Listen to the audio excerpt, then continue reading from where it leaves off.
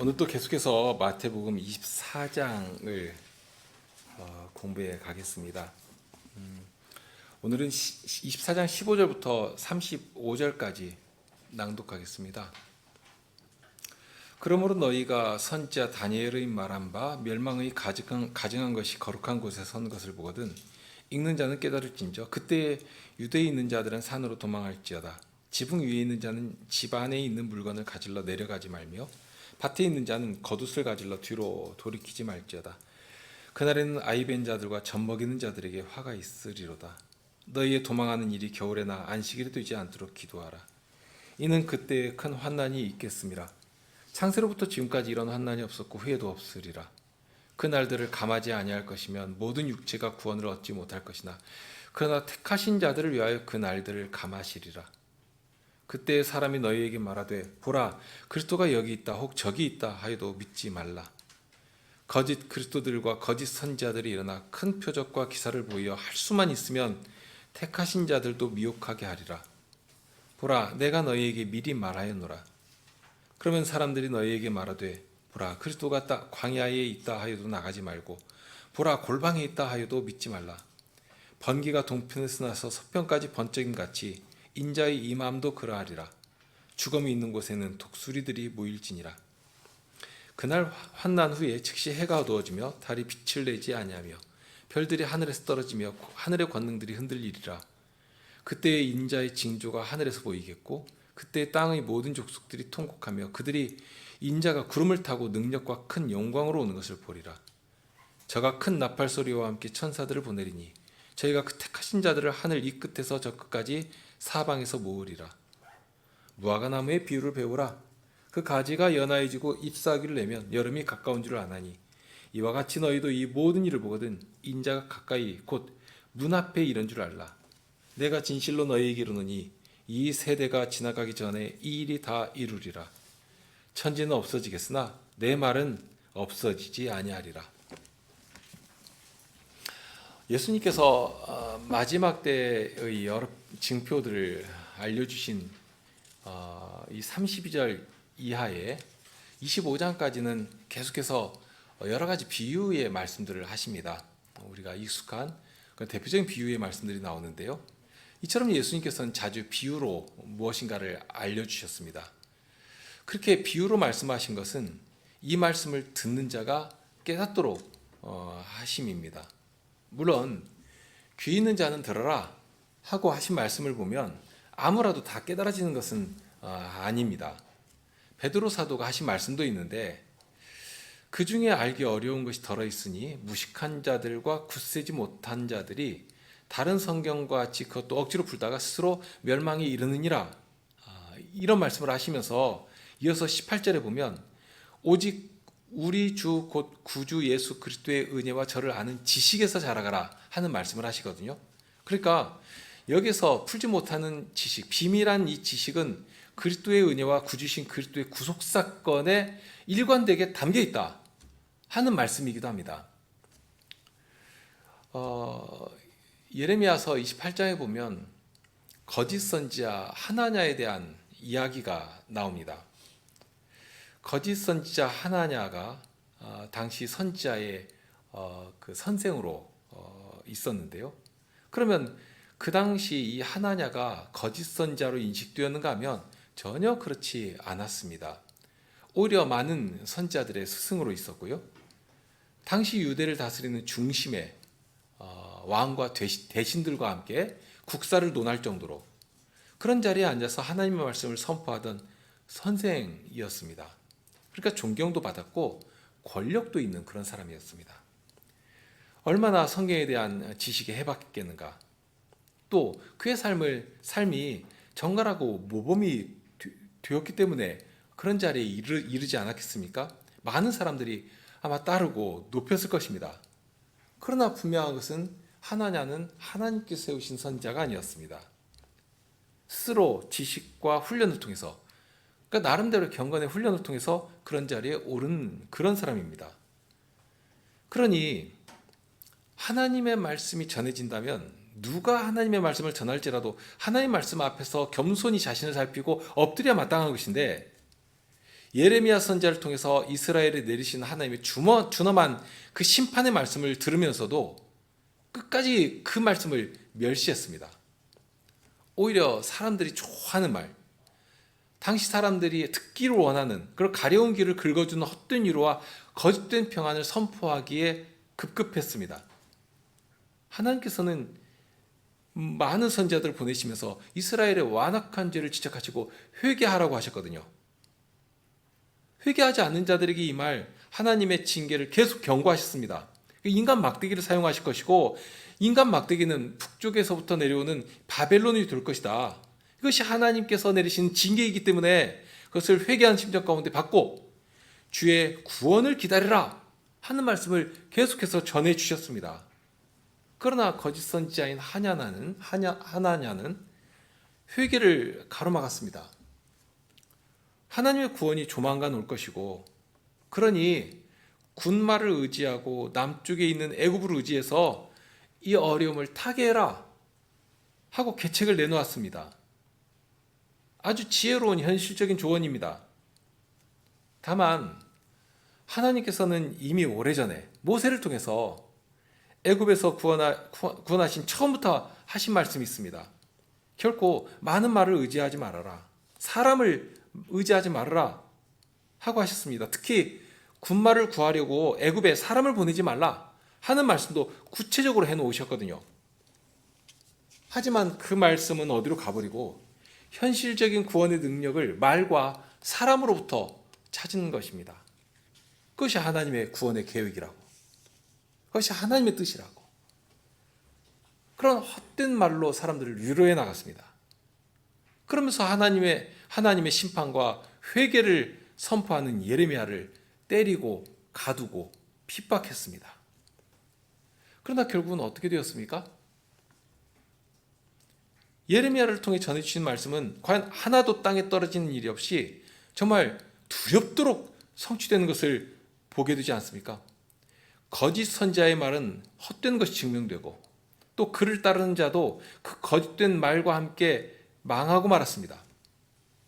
하나님의 말씀은 반드시 이루어지고 완성되어 갑니다. 사람의 말과 사람의 계획은 망하고 사라질지라도 사라지죠. 그러는 것이지만 하나님의 뜻은 언제라도 온전히 서게 되는 것입니다.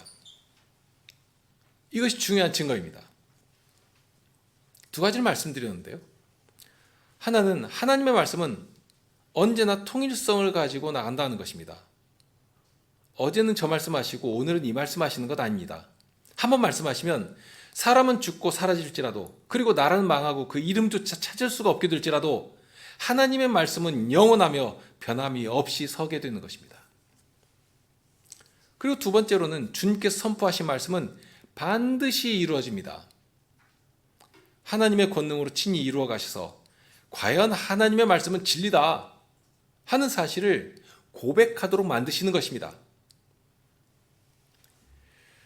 여기 예수님께서 앞으로 일어날 일에 대해서 말씀하시는 것이 있고 이것은 어떤 일순간의 한 시점을 가리키는 것이 아니라 소위 종말의 때라고 하는 대단히 폭넓은 역사적 흐름을 어떤 면에서 보면 우리가 이제 산수화를 볼 때 평면적으로 보지 않습니까? 그러나 거기 그려져 있는 산들은 굉장히 먼 간격을 두고 존재하는데요. 그러니까 여기 예수님께서 말씀하시는 것은 마치 그 산수화를 보는 것처럼 평면적으로 하나의 시점에서 말씀하신 것이라 이거 말씀드렸습니다. 이 마지막 때라고 하는 것은 이미 예수님께서 하나님 나라를 선포하실 때부터 출발했습니다. 회개하라, 천국이 가까웠느니라 하고 말씀하실 때 이미 천국 문은 열렸습니다. 그러니 주님의 말씀을 듣고 회개하는 자는 그 문을 통해 하나님 나라로 들어가는 것이지만 주님의 말씀을 들으면서도 마음을 완고히 하고 아직 때가 이르지 아니했다 하면서 뒤를 돌아보고 상을 향해 기웃거리고 그런 자는 망하고 그 나라에서 쫓겨나게 되는 것입니다. 32절에 무화과 나무의 비유를 배우라고 하셨습니다. 배우라고 하셨는데요. 그러면 무엇을 배우라고 하시는 것인가? 싹이 나고 그 가지가 연하해지면 그것을 보고서 여름이 가까웠구나 하고 안다 하는 것입니다. 다른 비유에서도 유사한 말씀을 하신 일이 있는데 아침에 하늘이 붉고 흐리면 오늘은 날이 굳겠다 하고 천기를 분별하는 것 아니겠습니까? 그런 것처럼 이 시대적 표적을 분별해야 하는데 그걸 하지 못하느냐 하고 책망하신 일이 있습니다. 얼마나 어둡고 미련한 것인가. 당장에 눈에 보이는 것, 그것은 물리적이고 감각적인 면에 가까울 것인데요. 우리들도 하늘을 보고 비가 올 것 같으면 나갈 때 비가 오지 않을지라도 우산이라도 준비하고 또 신발도 되도록이면 물에 젖지 않는 그런 신발을 신고 외출을 하는 것 아니겠습니까? 그렇게 하늘을 보면서 당장이라도 비가 올 것 같으면 무엇인가를 준비를 하는 것인데, 그러면서도 정작 우리에게 이루어지고 있는 이 하나님 나라의 경영, 예수님께서 경고하신 바 이 종말의 표징에 대해서는 민감하지 못하고 그냥 무덤덤하게 지나간다면 불현듯이 임하는 주님의 심판 앞에서 아주 망하게 된다 하는 것입니다. 우리 육신만이 아니라 영혼까지라도 멸하시는 주님 앞에서 망하는 것입니다. 그러니까 여기서도 지금 무화과 나무의 비유를 배워라 하신 것입니다. 그 가지가 연하해지고 잎사귀를 내면 여름이 가까운 줄을 사람들도 다 알지 않느냐. 그런 것처럼 지금 말씀하시는 이러한 일들이 이루어지는 것을 보거든 인자가 가까이 온 줄로, 정말 문 앞에 이른 줄로 알아라 하고 말씀하시는 것입니다. 계속된 32절 이하에 나오는 그 비유에서도 반복적으로 알려주시는 것이지만, 주님께서 문 앞에 다 오실 때까지라도 정신을 못 차리고 그저 어제도 그랬으니 오늘도 그러리라 생각하고 세상과 함께 뒹굴어 버린다면 주님 오시면 책망을 듣고 망하게 된다 하는 것입니다. 주님 오셔서 계산하실 때는, 심판하실 때는 그때는 후회해봐야 아무 소용이 없는 것입니다. 오로지 하나, 주님 앞에서 두려운 심판의 책망만 듣게 되는 것입니다. 어미 때리고 외식하는 자에 받는 율에 처하리니 거기서 슬피 울며 이를 갈미 있으리라. 주께서 한번 명령하시면 그것으로 끝입니다. 그 앞에서 이렇다 저렇다 변명해 보아야 아무 소용없는 것입니다. 그러니 지금 주님께서 길이 참으심으로 우리를 향해 자비하신 뜻을 보이실 때, 지금, 그리고 주님께서 이 말씀을 우리에게 들려주실 때 이 말씀이 무엇을 보여주시는가 하는 것을 민감하게 생각하고 분별해라 하고 말씀하시는 것입니다. 다른 측면으로 생각하면 이러한 다양한 증거들이 눈앞에서 막 일어나고 있는데도 불구하고 그것을 인식하지 못하는 일도 허다하다 하는 말씀이기도 합니다. 큰 어둠이 있어서 무엇인가로 눈이 가려져 버리면 이런 두려운 표징들을 보면서도 그저 의례에 일어난 일이겠거니 하고서 심상이 넘겨버리는 것입니다. 뭐 어제 오늘 일도 아니고 원래 태고적부터 그런 것이다 하고 그저 무덤덤하게 넘겨버리면 어떻게 되겠는가. 주님께서는 이런 일을 통해서 경고를 받도록 하고 준비를 하도록 가르쳐 주시는 것인데, 그 안에 담긴 또는 현상적으로 일어난 이 표적들을 보면서 경고를 받지 못하면 그저 자기 눈에 좋은 대로 살아버리고 결국 주님 앞에서 크게 책망을 듣게 된다는 것입니다. 15절에 이 말씀을 하시면서 멸망에 가증한 것이 거룩한 곳에 선 것을 보거든 그때 유대에 있는 자들은 산으로 도망할지어다 하고 어떤 힌트 하나를 주시고 행동 지침도 내려주셨습니다. 이것은 지난번에 말씀드린 것처럼 대단히 긴박한 명령입니다. 지붕 위에 있다면 집안에 물건 가지러 간다고 내려가지 말라 하시는 것입니다. 사실 뭐 가까우니까 그좀 내려간다고 뭐 큰일 나겠는가 이렇게 생각할 수도 있겠지만 그것은 자기 생각일 뿐입니다. 분명 주님께서는 그 거룩한 곳에 멸망에 가증한 것이 서는 것을 보게 된다면 그 자리에서 머뭇거림 없이 당장 도망하라 하고 하셨습니다. 어떤 때 사람들은 상상 이상으로 자신의 힘을 과신하는 일이 많습니다. 나는 그래도 뒤돌아서 무엇이라도 건져낼 자신이 있고 능력이 있고 그만한 분별력이 있다 하고 착각하는 것입니다. 그러면서 기웃거리고 미련이 남아가지고 지범거리죠. 사실 그런 미련함, 그런 불순종이 어디서 나오는 것이겠습니까? 왜 그런 일을 하는가? 주님의 말씀이 있는데도 불구하고 교만하니까 그런 것입니다. 불법에 가증한 것이 거룩한 곳에 선 것을 보았다면 당장에 도망해라. 그리고 주님께서 명하신 산으로 가라 하고 하셨는데 당장에 움직이질 않고 자기 미련이 있고 자기 판단이 있어가지고 머뭇거리는 것입니다. 그러면 그것과 함께 망하게 된다 하고 말씀합니다. 과연 예수님의 말씀은 얼마 지나지 않아서 현실이 되었는데요. 지난번에 말씀드렸습니다만 예루살렘이 주후 70년에 망할 때에 그저 한 번의 공격에 무너진 것은 아닙니다. 예수님 당시에도 또는 사도들이 활동하던 당시에도 이 유대인들 무리 가운데는 뭐 바리새인들도 있고 사두개인들도 있는 것처럼 소위 열심당원들이라고 하는 그런 자들이 있었는데요. 그들은 폭력도 불사하면서 자기들이 꿈꾸는 무엇인가를 성취해 나가려고 했습니다. 그래서 로마와 헤롯의 일가에 대해서 막 저항하고 또 사람들을 선동해 나가고 마침내 큰 세력을 얻게 되었는데, 그런데 그렇게 큰 세력을 얻게 되니까 그 힘을 가지고서 우리가 예루살렘을 회복해야겠다 하고서는 예루살렘을 무력으로 정복하는 일까지 하게 되었습니다. 그 순간에만 보면 예루살렘이 회복한 것처럼 보였습니다. 다만 그들이 정말로 하나님을 사랑하기에 하나님의 말씀을 지켜서 그 일을 한 것인가? 나름대로는 하나님의 말씀을 철저히 지키겠다 하고 한 것이지만 실은 자기 신념과 자기 사상에 충실한 시온주의자들에 불과했습니다. 어떤 정도로까지 했는가 하면 자기들 판단에는 이 성전 예식이 대단히 더럽혀졌다. 그러니 이 예식을 회복해야 하겠다 하고서는 예루살렘을 정복한 뒤에 정말 성전 속에까지 군합발로 막 휩쓸고 지나다녔습니다. 그러면서 거기에서 제사를 드리던 자들, 제대로 드리지 못한다 하고서는 사람들을 그냥 마구잡이로 학살해버리고 흘린 그 피를 지성소에 막 뿌리고 하는 그런 일까지도 성전의 회복이라는 미명하에 자행을 한 것입니다. 이런 반란이 주 66년경부터 무섭게 일면서 70년까지 계속되었거든요. 그러니 로마가 가만두었겠습니까?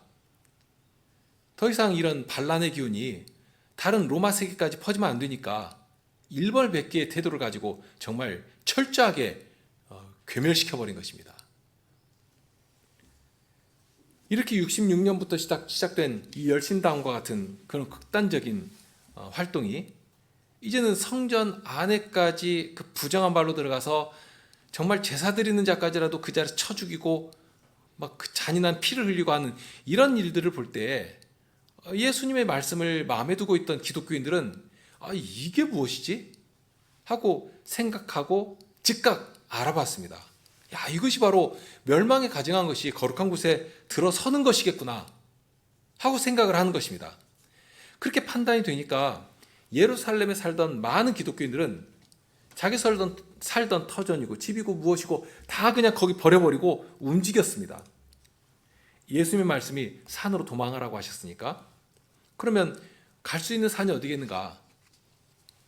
예루살렘에 마침 가까이 있던 그 요단에 있는 동편에 있는 거기에 이제 펠라라는 고을이 있었다고 하는데요.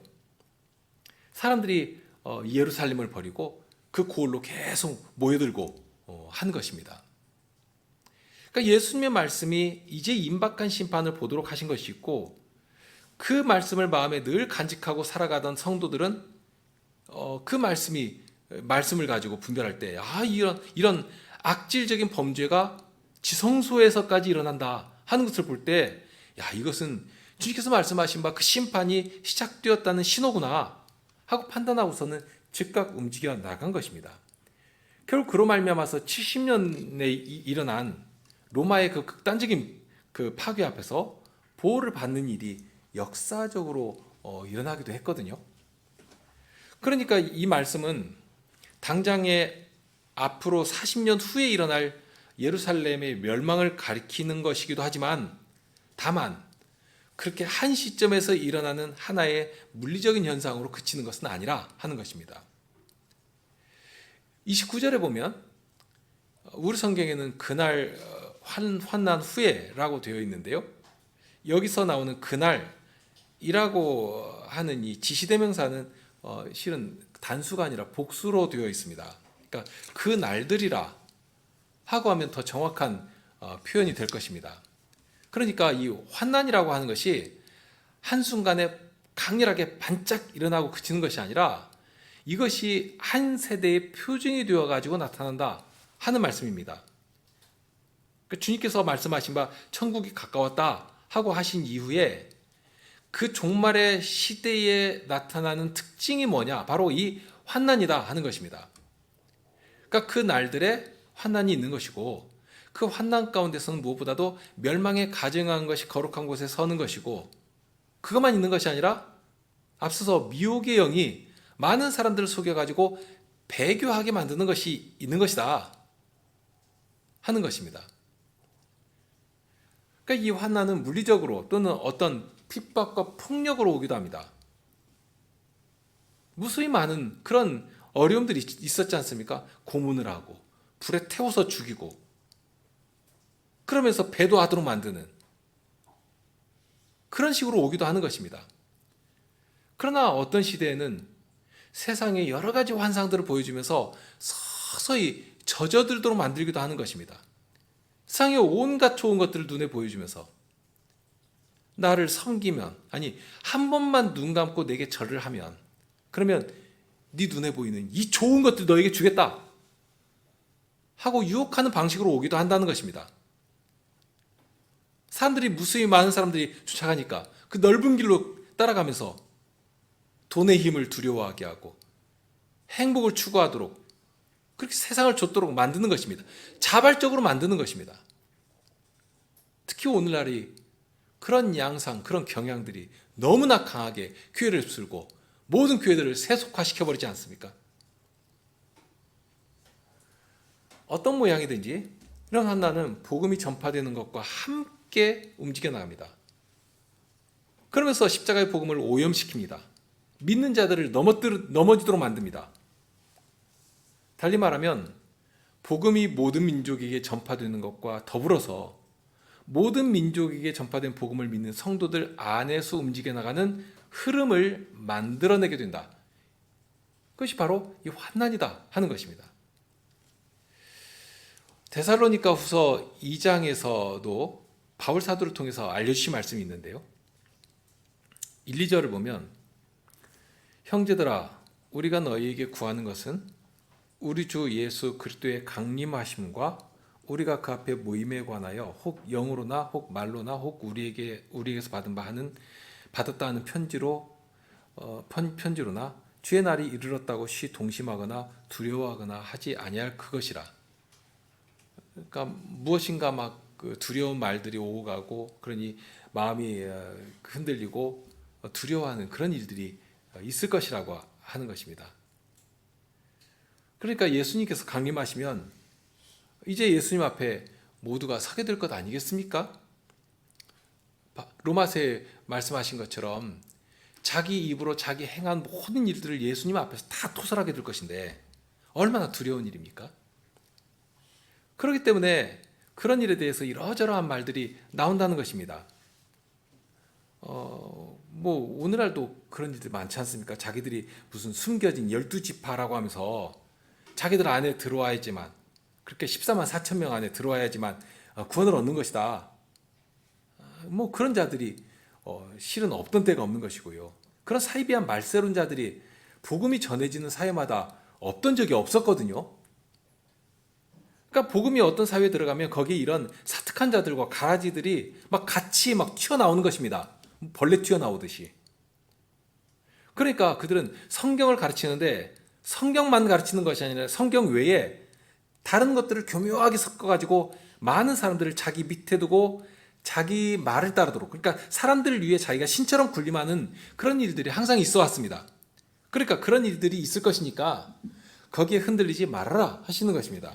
그러면서 3절에 보면 누가 아무렇게 하여도 너희가 미혹하지 말라. 먼저 배도하는 일이 있고 저 불법의 사람 곧 멸망의 아들이 나타나기 전에는 이르지 아니하리니 하고 했습니다. 여기에는 순서가 나름 선명하게 보여지고 있는데요. 그러니까 먼저 미혹하는 일이 있고요. 그 다음에 배도하는 일이 있고 그 다음에 불법의 사람 곧 멸망의 아들이 나타나는 일이 있다 하는 것입니다. 그리고서 이제 예수님께서 강림하실 것이다 하고 알려주셨는데요. 다만 이것이 앞에서 말씀드린 것처럼 시간의 순서를 따라서 먼저 이거 끝나면 그 다음에 이것 오고 그거 끝나면 그 다음에 이것 오고 하는 그렇게 순서를 따라서 발생하는 문제는 아닙니다. 대부분이 중첩되어 나타나는 것이고 함께 이렇게 버무러져서 나타나는 것인데 다만 그 성격이나 특성이 마지막이 되어 갈수록 더 강렬하게 그리고 더 포괄적으로 전 세계적으로 나타난다 하는 것입니다. 특히 마지막 때가 가까울수록 배도하는 것과 더불어서 불법의 사람이 나타나서 거룩한 곳에 서가지고 자기가 하나님이라도 되는 양, 자기 말이 진리라도 되는 양 행세하는 일이 거대한 흐름처럼 만들어질 것을 경고하신 것입니다. 여기 말씀을 따르면 배도하는 것이 우선 처음 표징이 될 것인데요. 그러니까 미혹해 하면서 배도하도록 만드는 것입니다. 배도는 본디 바깥에 있는 것이나 처음부터 원수였던 자가 하는 것은 아닙니다. 말이 그렇죠? 배도한다는 것은 원래 여기 있었는데 그것을 배신하고 나가는 것 아니겠습니까? 그러니까 처음부터 원수였다면 배도고 뭐고 할 일이 없습니다. 그러니까 누가 배도하는 것인가? 처음에는 한 가족이고 한 동지였고 그랬는데 갑자기 그걸 버리고 원수로 행하는 것입니다. 이것은 이제 배도라고 하는 것인데요. 사실 성경에는 이 배도라고 하는 말이 흔치 않게 쓰여졌습니다. 아포스타시아라고 하는 이 단어가 신약 성경에는 딱 두 군데밖에 쓰여지지 않았거든요. 그러면 하나는 어디에 쓰여졌는가 하면 사도행전 21장 21절에 나오는데 거기는 바울 사도를 향해서 유대인들이 사용을 합니다. 거기 보면 이 바울 사도가 모세를 버렸다 하고 나옵니다. 그러니까 모세의 율법을 가르치고 그대로 지키도록 해야 하는데 모세의 가르침과 달리 율법을 버리도록 만든다 하는 것입니다. 그런 때 바울에 대해서 배도라 또는 배반이라 하는 표현을 사용을 했습니다. 진리가 있고 마땅히 그것을 가르치면서 행하도록 해야 하는데 그것을 버리고 떠나도록 했다. 이게 배도라 하는 것입니다. 그러면서 무엇보다도 마치 경건의 모양은 취하지만 능력은 찾을 수가 없는 듯한 그런 겉모양은 마치 회칠한 무덤처럼 아주 말꼬로만 깨끗한데 그런데 그 안에 담겨 있어야 할 정말 중요한 보물과 같은 것은 어디론가 사라져버리고 썩어질 것들이 거기서 주인 노릇을 해버리는 것입니다. 그러니까 진리와 전혀 상관없는 엉뚱한 말을 하는 것이 아니라는 것입니다. 무엇인가 진리인 것처럼 보이는데 그런데 진리와 더불어서 아닌 것들을 교묘하게 섞어버리는 것입니다. 불순하게 만드는 것입니다. 그렇게 사람의 마음을 흔들고 빼앗고 마침내는 진리를 버리도록 만드는 그러니까 진리가 아니라 사람에 집중하고 사람의 가르침에 순종하도록 만드는 특징이 그런 것입니다. 그러니까 진리를 말하는 것 같은데 결국에는 진리가 아니라 사람을 중심에 놓고 사람을 높이게 만드는 그러면 오늘날 우리가 살아가는 이 시대에 대한 우리의 판단은 과연 어떻습니까? 사실 주위에 막 사이비 종자들이 굉장히 많지 않습니까? 얼마나 이 시대처럼 이렇게 정말 무지막지하게 사이비한 자들이 이렇게 마치 정통인 것처럼 행세하는 그런 시대가 있었는가? 그런데 사이비한 자들은 어느 시대든지 있었거든요. 다만 오늘날 두렵게 봐야 하는 것들이 있는데 그 특징들, 그러니까 하나님을 섬겨야 할 자리에 인간이 들어선다는 것입니다. 인간의 행복과 인간의 이상실현과 인간의 가치가 교묘하게 정말 중심을 차지하고 들어옵니다. 하나님을 두려워하는 일이 없습니다. 모든 기준이 인간입니다. 특히 죄를 두려워하지 않도록 만듭니다. 죄에 대해서. 죄를 죄로 여기지 않게 만들고 그것을 인지해야 할 감각과 양심을 완전히 돌덩이처럼 만들어버리는 것입니다. 책임을 회피하도록 만들고 그러면서도 인생의 행복을 위한 세상의 방법론을 다 끌어다 놓고서는 그 자리에 하나님의 이름을 차용해서 그것을 오히려 정당하다고 만들어버립니다. 마치 꽝 잡는 것이 매라고 하듯이 뭐로 가도 서울만 가면 되는 것 아니겠는가. 소위 성공하고 부흥하면 그러면 하나님의 이름도 높이 되시고 하나님께도 영광이 된다 하는 식의 그런 가치가 교회를 휩쓸고 있습니다. 무수히 많은 사람들이 성공신앙의 마음을 뺏기고 교회에서 무슨 말씀인가 들어도 이것이 강설인지 아니면 어디 회사 연수회에서 듣는 강연인지 구분이 안 될 정도로 그러면서 예배 중심이 이제는 명분만 하나님의 이름이 있는 것이고 그 안에 강렬하게 움직이는 것은 사람의 감정과 사람의 느낌과 성취감, 소위 종교적 어떤 그 열정, 이것도 결국 느끼는 것은 내가 중심 아닙니까? 그러니까 그렇게 하나님을 느끼도록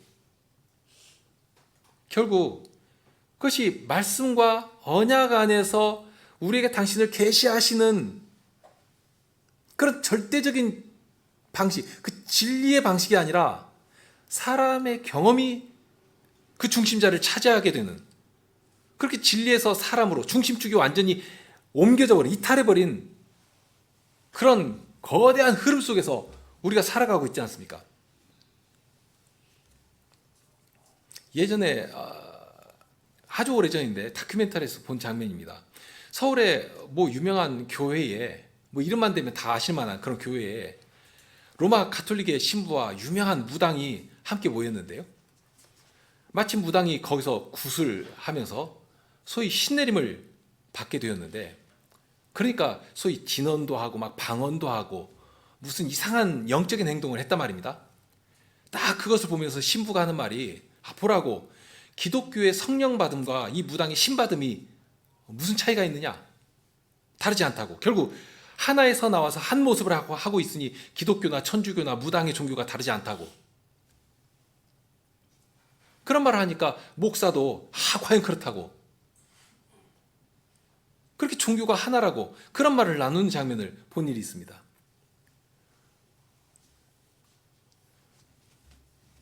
얼마나 두려운 일입니까? 또 기도를 잘하는 방법을 가르쳐 준다면서 단전에 힘을 주고 손끝을 어떻게 모으고 목소리도 어떻게 내고 하면서 그렇게 집중을 해야 기도를 잘하게 되는 것이라고. 우리가 그런 기도를 해야 되지 않겠는가? 그런 식으로 기도를 가르치는 교회도 많고요. 뭐 이런 예를 들자면 한두 가지가 아니죠. 그런데 예전에는 그런 일들을 보면 야 이게 뭐지? 이게 뭔가 이상한데? 하고 꺼림칙하기도 하고 고민도 하고 점검도 하고 했는데 이제는 그런 고민 자체가 무의미하게 될 만큼 거대한 교회적 현상이 되어버렸습니다.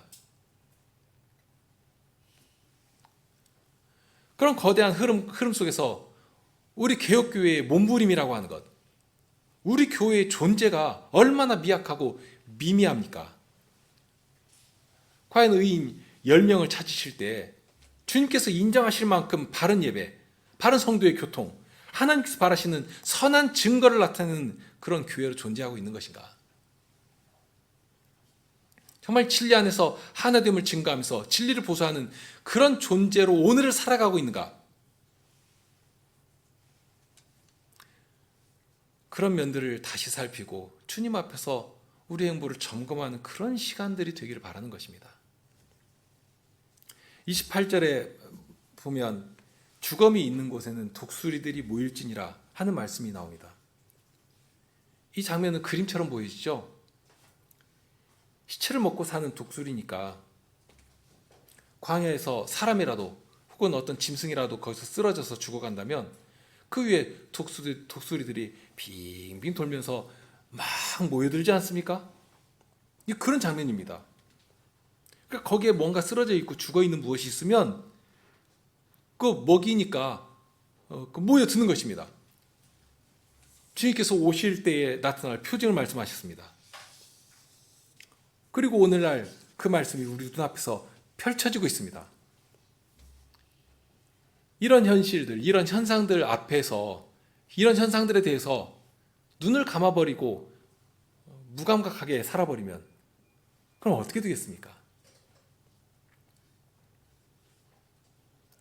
정말 눈앞에서 두렵도록 펼쳐지고 있는데 자기 욕심에 눈을 감아버리고,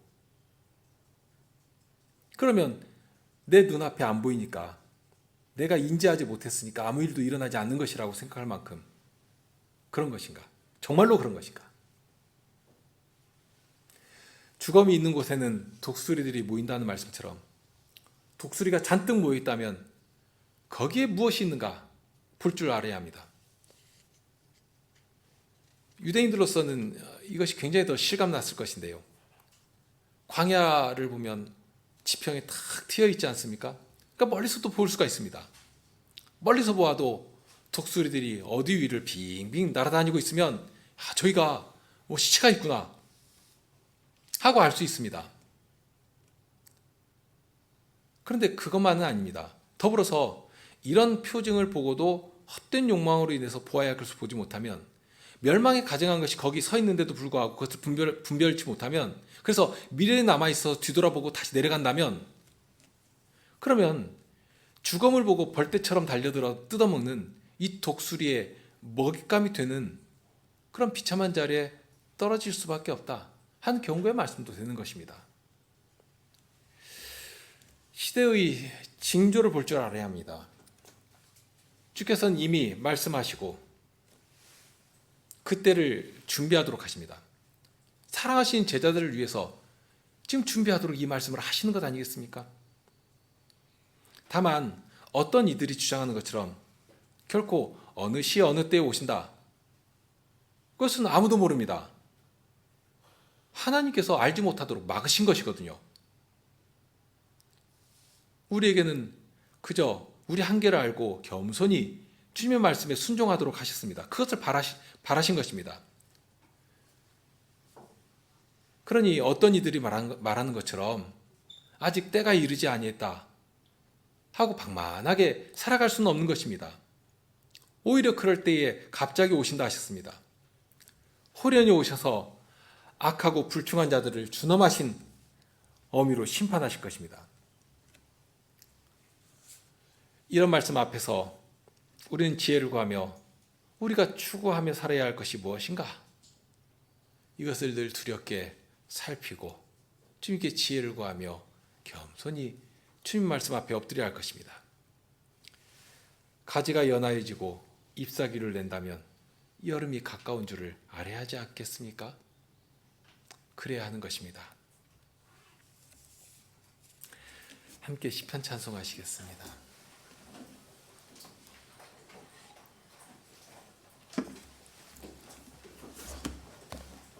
31편 11절과 16절입니다.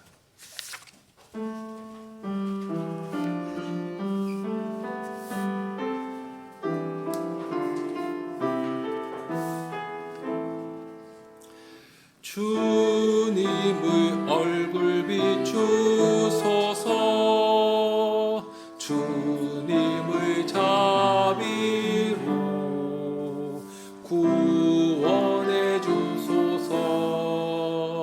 여호와 주님 부르오니 수치를 당치 않게 자비를 베푸소서.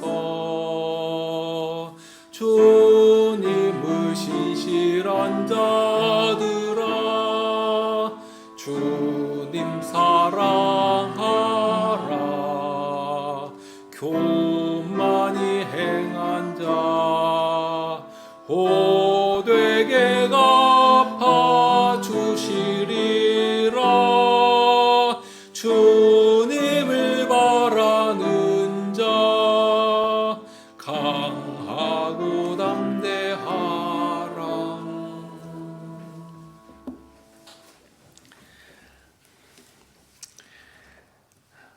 주님의 이 말씀을 듣고 미리 알며 믿음 가운데 예비하는 자들은 어디에서라도 담대히 행할 수 있을 것이옵니다. 그러나 주님의 말씀을 들으면서도 이 말씀으로 준비하지 못하고 예배하지 못한 자들은 그 살아가는 터가 흔들리고, 특히 주님께서 오신다면 그 앞에서 어떻게 될 것인지, 주님께서 이 말씀을 하셔서 저희로 준비하게 하시고 준비된 자로 살게 하시고, 마침내 주님께서 오실 때에 기쁨으로 저희 얼굴을 들며 주님의 그 복되신 얼굴을 뵙도록 하시는 것임을 알고 있습니다.